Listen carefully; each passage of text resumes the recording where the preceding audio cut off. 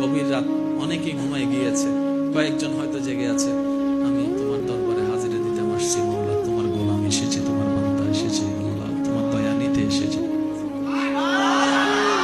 আল্লাহ, আমি জানি তোমাকে আল্লাহ বলে ডাকার মতো পবিত্র জবান আমার কাছে নেই, আমি হারিয়ে ফেলেছি।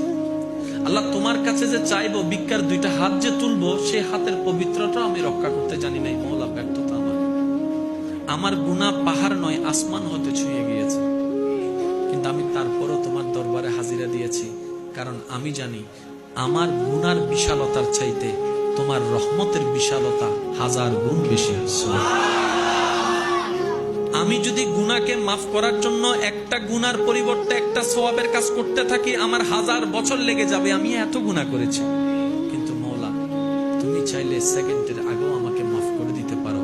আল্লাহ, সেই আশা নিয়ে, ভরসা নিয়ে, তোমার নবী রাহমাতুল লিল আলামিনের ভালোবাসা নিয়ে আল্লাহ তোমার দরবারে এসেছি। আল্লাহ, তুমি তো রহমান, তুমি তো রহিম, তুমি তো গফফার, তুমি তো সত্তার, তুমি তো খালিক, তুমি তো মালিক। ও মাওলা, তোমার কাছে না চাইলে কার কাছে চাইবো?